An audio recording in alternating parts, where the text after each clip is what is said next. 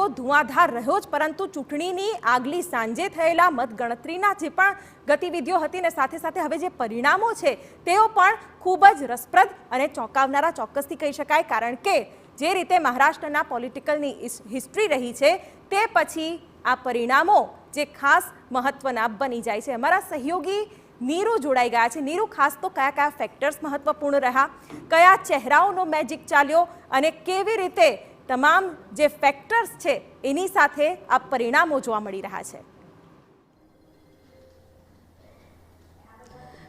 શિવાની, સૌ પ્રથમ આપણે નજર કરીએ ને મહારાષ્ટ્રના રાજકારણમાં ઇતિહાસમાં તો 1985 પછી કોઈ પણ એક પાર્ટીને બહુમતી નથી મળી. જ્યારે પણ હોય તો બંને દળ કે ત્રણ દળોએ મળીને ત્યાં ગઠબંધનની સરકાર કરી છે. ભાજપ શિવસેનાનું ગઠબંધન ઘણા વર્ષો સુધી ત્યાં રહ્યું હતું. ત્યારબાદ શિવસેના અને ભાજપની વચ્ચે ભાગલા પડતા, ત્યારબાદ શિવસેના અને શિવસેનાની વચ્ચે ભાગલા પડ્યા છે અને આ જે મહાયુતિની જીત છે સીએમ શિંદે રહ્યા તેમના આગેવાનીમાં આ જીત તેમને મળી છે અને આ એક ખૂબ જ મહત્વપૂર્ણ ટર્નિંગ પોઈન્ટ મહારાષ્ટ્રની પોલિટિક્સનો કહી શકાય છે.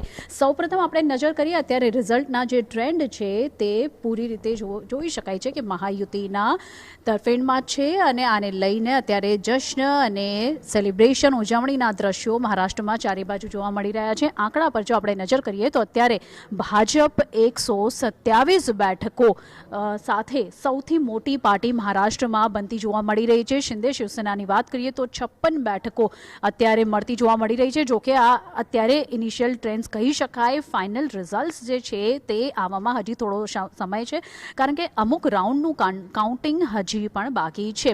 અજીત પવારની વાત કરીએ તો એનસીપી અજીત પવાર 39 બેઠક પર. અહીં અજીત પવારની જે રીતની નેગેટિવ ઇમેજ પૂરા ચૂંટણી દરમિયાન રહી હતી તે મોદીના સભામાં પણ નહોતા ગયા, એનાથી પણ તેમને દૂરી બનાવેલી હતી. તમામ એનસીપીના જે નેતાઓ છે નરેન્દ્ર મોદીની જેટલી પણ સભાઓ થઈ ત્યાં એક વખત પણ નહોતા ગયા અને જેટલી પણ તેમની ટેગલાઇન હતી એક હે તો સેફ હે કટોગે તો બટોગે એને પણ એક વખત પણ તેઓ એન્ડોર્સ નથી કરી. ત્યારબાદ પણ અત્યારે એનસીપીની સ્ટ્રાઇક રેટ અહીં ખૂબ જ સારી જોવા મળી રહી છે. બીજી તરફ જો વાત કરીએ મહાવિકાસ આઘાડીની તો કોંગ્રેસનું ખૂબ જ ખરાબ પ્રદર્શન અહીં જોવા મળી રહ્યું છે, કારણ કે કોંગ્રેસના જેટલા પણ કદ્દાવર નેતા છે, ખાસ કરીને પૃથ્વીરાજ ચૌહાણની વાત કરીએ, બાલાસાહેબ થોરાતની વાત કરીએ કે પછી નાના પટોલેની વાત કરીએ, અત્યારે આ ત્રણેય મોટા કદ્દાવર ચહેરાઓ મહારાષ્ટ્રના રાજકારણમાં કોંગ્રેસમાં એ લોકો અત્યારે પાછળ ચાલી રહ્યા છે.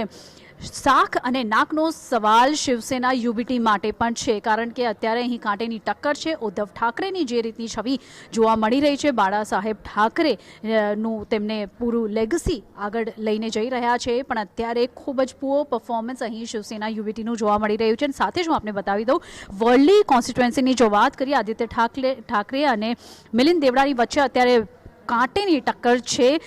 થોડી વખત જે પહેલા ટ્રેન્ડ ચાલી રહ્યો હતો તેમાં આદિત્ય ઠાકરે પાછળ હતા, હવે તે ફરીથી આગળ થઈ ગયા છે, મિલિંદ દેવડા પાછળ છે. તો આવી કેટલીય બેઠકો છે જ્યાં ખાસ કરીને શિવસેના વર્સિસ શિવસેનાના કેન્ડિડેટ છે કે એનસીપી વર્સિસ એનસીપીના કેન્ડિડેટ છે.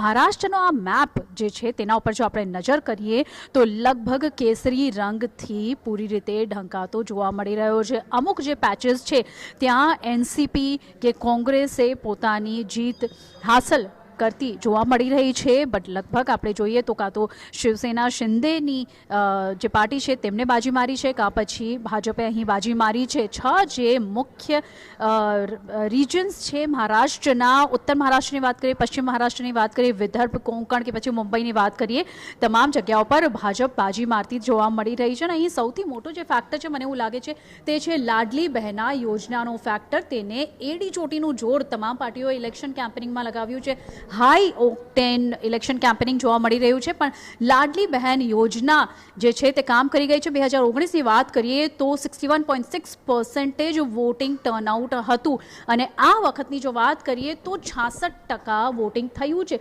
એટલે કે વોટિંગ પર્સન્ટેજ જે છે તેમાં ડેફિનેટલી વધારો થયો છે.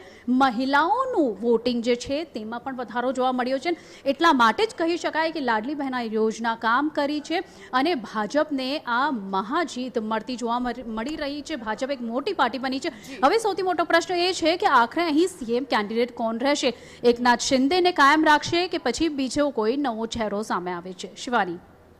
બિલકુલ નીરુ, તો અત્યારે જે રીતે અમારા સહયોગીએ તમામ વિગતો બતાવી, લેટેસ્ટ જે આંકડાઓ હતા કે અત્યારે મહારાષ્ટ્રમાંથી જે પરિણામોના આંકડા આવી રહ્યા છે બતાવ્યા, સાથે સાથે વિશ્લેષકો પણ અમારી સાથે છે. અજયભાઈ, ખાસ તો જે રીતે મહારાષ્ટ્રની ચૂંટણી જેટલી જટિલ હતી, અત્યાર સુધીની સૌથી જો જટિલ કહી શકાય એવી આ ચૂંટણી, અને એમાં જે રીતે પરિણામો આવી રહ્યા છે એકદમ ક્રિસ્ટલ ક્લિયર છે. અને તો પછી હવે સવાલ, જી દર્શકોને એક બીજી પણ માહિતી આપી દઈએ જિજ્ઞાસા, કે મહારાષ્ટ્રમાં એનડીએ પ્રચંડ બહુમતી મેળવી છે અને એકલા હાથે ભાજપની 125 બેઠક, એટલે દેવેન્દ્ર ફડણવીસના મુખ્ય પ્રધાન બનવાના ચાન્સીસ અત્યારે વધારે બતાવાઈ રહ્યા છે.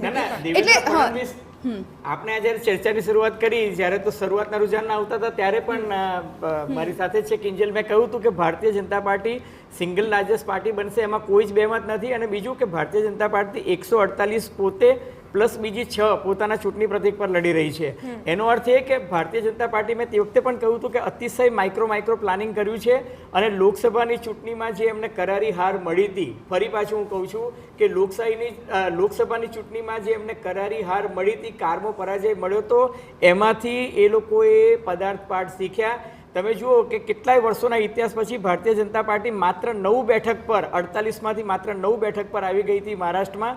એમાંથી એ લોકોએ કમબેક કર્યું ને એમાં લાડલી બહેનાનો પણ સાથ છે, એમાં ધર્મયુદ્ધનો પણ સાથ છે, એમાં બટેંગે તો કટેંગે સૂત્ર પણ કામ લાગ્યું, એમાં એક હે તો સેફ હે એ પણ કામ લાગ્યું. અને ઓવરઓલ તમે જુઓ કે એ લોકોએ દરેક બેઠક પર જે રીતના ગઠબંધન કર્યું અને અપક્ષો અને બળવાખોરો જે છે એ ભાજપને ફળ્યા છે. અને જો જીતાવો સિકંદર, એમાં તો કોઈ બેમત છે જ નહીં. પણ મહારાષ્ટ્રના મતદાતાઓએ છપ્પર ફાડીને મતદાન કર્યું છે. અને બીજું કે જે મરાઠા અનામત અથવા તો જે સંવિધાન બદલવાની વાત જે લોકસભામાં ચાલી, એ અત્યારે ચાલી નથી.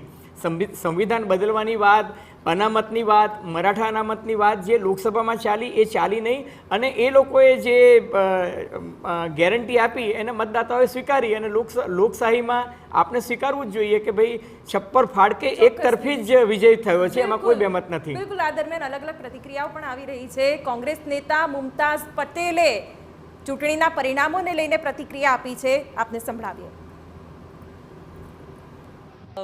ये जो लाडली बहन स्कीम है, देखा हमने कि औरतें बड़ी संख्या में निकली हैं, तो जो डायरेक्ट बेनिफिट्स हो रहे हैं मध्य प्रदेश में हमने देखा है, हमने ये अभी महाराष्ट्र में देखा है, तो शायद जनता यही चाहती होगी. आपने अपने फादर को मिस, आपको लगता है कि जिस तरह की राजनीति वो करते थे, उनको काफ़ी लोग उनकी बातों को बहुत गंभीरता से लेते थे, चाहे विपक्ष के नेता हों चाहे पक्ष के नेता हों. आपको लगता है कि अभी पार्टी में पटेल साहब की जगह जिस तरह से वो काम करते थे वो चीज़ लोग कर नहीं पा रहे हैं, या कमी खल रही है, पार्टी को एक अच्छा रणनीतिकार नहीं है पार्टी के पास, क्या आपको कहना है? नहीं, बेशक Ahmed Patel is missing, and आप देख रहे हैं जो कहते थे और जो करते थे बड़े गंभीरता से करते थे और सोच समझ के सबको साथ लेकर करते थे. तो जब अगर किसी फैसले पर या निर्णय पर वो आते थे तो वो ऐसा नहीं था कि उनकी मर्जी थी या उनके लोग थे या उनके हित में, खुद के हित में सोच रहे थे. કોંગ્રેસ નેતા મુમતાઝ પટેલની આ પ્રતિક્રિયા. કિંજલ, ખાસ તો જે પ્રતિક્રિયાઓ સામે આવી રહી છે, ક્યાંક કોંગ્રેસમાં એક દિગ્ગજ કહી શકાય એવા લોકોની કમી ખલી રહી છે કે પછી એ માર્ગદર્શન નથી મળી રહ્યું, માઇક્રો મેનેજમેન્ટમાં પાછું પડે છે, એટલે કોંગ્રેસની પણ ક્યાંક મહારાષ્ટ્રના પરિપ્રેક્ષ્યમાં શું કહી શકાય? देखो, महाराष्ट्र परिप्रेक्ष्य में આપણે વાત કરીએ તો જે કહી શકાય કે સ્ટ્રોંગનેસની સાથે સેવાની આપણે હરિયાણામાં જોયું હતું કોંગ્રેસને, તો એ પ્રકારની વાત ક્યારે પણ મહારાષ્ટ્રના ઇલેક્શનમાં કોંગ્રેસની ડાયરેક્ટ જોવા નહોતી મળી. તો મહારાષ્ટ્રની અંદર વાત હતી કે ગઠબંધન કેટલું જોર કરશે. મહારાષ્ટ્રની અંદર કદાચ કોંગ્રેસનો દમાદાર જે હતો એ ચોક્કસ શરદ પવાર પર હતો.